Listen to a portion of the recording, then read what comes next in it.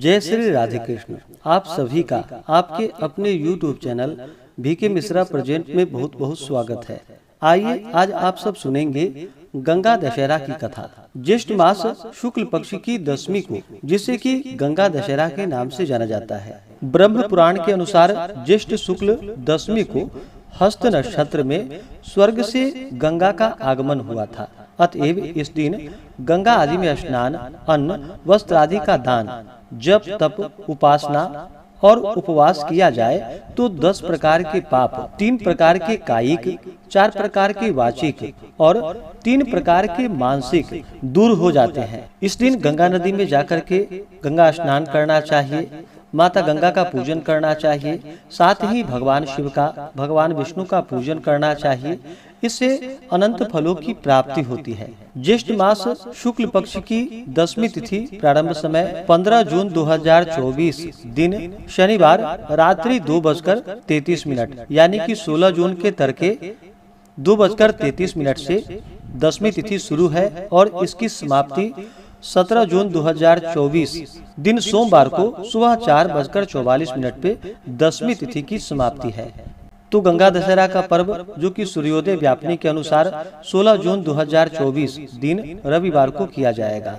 इस दिन गंगा स्नान, दान पुण्यों का कार्य किया जाएगा। 16 जून को ब्रह्म मुहूर्त का जो समय है, वह समय सुबह 4:03 से सुबह 4:43 तक होगा। सूर्योदय का समय सुबह 5:07 और सूर्यास्त शाम 6:50। 16 जून को सूर्य मिथुन राशि में रहेंगे और चंद्रमा कन्या राशि में। योग जो कि वरयान योग होगा 16 जून को रात्रि 9:03 तक। उसके बाद परिध योग। इस दिन सर्वार सिद्धि योग और अमृत सिद्धि योग बन रहा है, जो कि 16 जून की सुबह 5:23 से सुबह 11:13 तक होगा। इस दिन रवि योग भी बन रहा है, जो कि संपूर्ण दिन तक होगा। नक्षत्र जो कि हस्त नक्षत्र होगा सुबह 11:13 तक। उसके बाद चित्रा नक्षत्र। तो इस दिन पूरे विधि विधान के साथ माता गंगा का पूजन करना चाहिए। माता गंगा का जो कि गंध पुष्प धूप दीप आदि से पूजा करनी चाहिए। भगवान शिव जी का जो कि अभिषेक करना चाहिए। भगवान विष्णु का पूजन करना चाहिए। इससे पुण्य फलों की प्राप्ति होती है। गंगा दशहरा के दिन जो कि शुद्ध और सात्विकता का पालन करना चाहिए।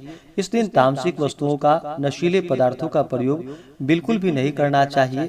जहाँ तक हो सके दान पुण्यों का कार्य करना चाहिए। जो भी व्रती हो, व्रत के दौरान किसी के ऊपर क्रोध बिल्कुल भी ना करे या अपने मन में किसी के प्रति ईर्षा या द्वेष का भाव नहीं लाए और पूर्ण भक्ति भाव के साथ भगवान विष्णु, भगवान भोलेनाथ, माता गंगा का पूजन करे तो इससे पुण्य फलों की प्राप्ति होती है। तो आइए सुनते हैं गंगा दशहरा से जुड़ी हुई पौराणिक कथा।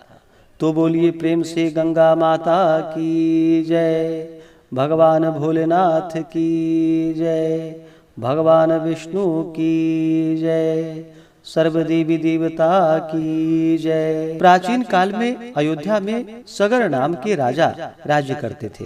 उनके केशिनी तथा सुमति नामक 2 रानियां थी। केशिनी से अंशुमान नामक पुत्र हुआ तथा सुमति से 60,000 पुत्र थे। एक बार राजा सगर ने अश्वमेध यज्ञ किया। यज्ञ की पूर्ति के लिए एक घोड़ा छोड़ दिया। इंद्र यज्ञ को भंग करने हेतु घोड़े को चुराकर कपिल मुनि के आश्रम में बांध आया। राजा ने यज्ञ के घोड़े को खोजने के लिए अपने 60,000 पुत्रों को भेजा। घोड़े को खोजते खोजते वे कपिल मुनि के आश्रम में पहुँचे तो उन्होंने यज्ञ के घोड़े को वहां बंधा पाया। उस समय चोर चोर कहकर पुकारना शुरू कर दिया। कपिल मुनि की समाधि टूट गई। तब राजा के सारे पुत्र कपिल मुनि की क्रोधाग्नि में जलकर भस्म हो गए। अंशुमान पिता की आज्ञा पाकर अपने भाइयों को खोजता हुआ जब मुनि के आश्रम में पहुंचा तो महात्मा गरुड़ ने उनके भाइयों के भस्म होने का सारा वृतांत कह सुनाया। गरुड़ जी ने अंशुमान को यह भी बतलाया कि यदि इनकी मुक्ति चाहते हो तो गंगा जी को स्वर्ग से धरती पर लाना होगा। इस समय अश्व को लेकर अपने पिता के यज्ञ को पूर्ण करवाओ। इसके बाद गंगा को पृथ्वी पर लाने का कार्य करना। अंशुमान ने घोड़े सहित यज्ञ मंडप में पहुंचकर राजा सगर से सब वृतांत कह सुनाया। महाराज सगर की मृत्यु के पश्चात अंशुमान ने गंगा जी को पृथ्वी पर लाने के लिए तप किया, परंतु वह असफल रहे।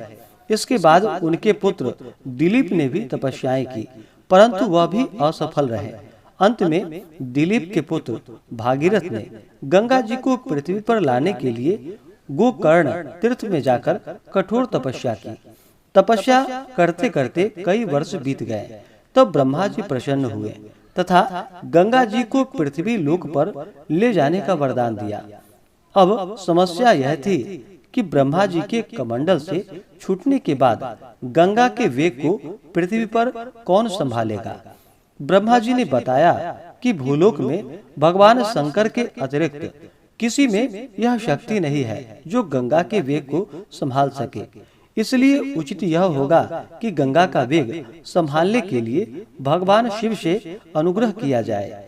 महाराज भागीरथ एक अंगूठे पर खड़े होकर भगवान शंकर की आराधना करने लगे। उनकी कठोर तपस्या से प्रसन्न होकर शिव जी ने गंगा को अपनी जटाओं में संभालने के लिए तैयार हो गए। गंगा जी जब देवलोक से पृथ्वी की ओर बढ़ी तो शिव जी ने गंगा जी की धारा को अपने जटाओं में समेट लिया। कई वर्षों तक गंगा जी को जटाओं से बाहर निकालने का पथ न मिल सका। भागीरथ के पुनः अनुनय विनय करने पर शिव जी गंगा जी को अपनी जटाओं से मुक्त करने के लिए तैयार हुए। इस प्रकार शिव की जटाओं से छूटकर गंगा जी हिमालय की घाटियों में कलकल निनाद करके मैदान की ओर बढ़ी। जिस रास्ते से गंगा जी जा रही थी उसी मार्ग में ऋषि जहनु का आश्रम था। तपस्या में विघ्न समझकर वे गंगा जी को पी गए। भागीरथ के प्रार्थना करने पर उन्होंने पुनः जांघ से निकाल दिया। तभी से गंगा जहनु पुत्री या जाह्नवी कहलाई। इस प्रकार अनेकों स्थानों को पार करती हुई जाह्नवी ने कपिल मुनि के आश्रम में पहुंचकर सगर के 60,000 पुत्रों के भस्म अवशेषों को तारकर मुक्त कर दिया। उसी समय ब्रह्मा जी ने प्रकट होकर भागीरथ के कठिन तप तथा सगर के 60,000 पुत्रों के अमर होने का वर दिया तथा घोषित किया कि तुम्हारे नाम पर गंगा जी का नाम भागीरथी होगा। अब तुम जाकर अयोध्या का राज संभालो। ऐसा कहकर ब्रह्मा जी अंतर ध्यान हो गए। इस प्रकार से जो भी सच्ची श्रद्धा के साथ गंगा दशहरा के दिन गंगा में स्नान करते हैं, दान पुण्यों का कार्य करते हैं, माता गंगा का, भगवान शिव का, भगवान विष्णु का पूजन करते हैं तो उनके पापों का नाश होता है। तो आशा करता हूँ कि यह जानकारी आपको अच्छा लगा हो। ऐसे ही ज्ञानवर्धक जानकारियाँ प्राप्त करते रहने के लिए, प्रत्य पूजा के बारे में जानने के लिए, कथा को सुनने के लिए चैनल पे अगर आप पहली बार आए हैं तो चैनल को लाल बटन दबा करके सब्सक्राइब करें। साथ में बेल आइकन घंटी को दबाएं ताकि आने वाली वीडियो का नोटिफिकेशन आपको समय से मिलता रहे। वीडियो को लाइक करें, शेयर करें। सुखी रहें और स्वस्थ रहें। जय श्री राधे कृष्ण। धन्यवाद।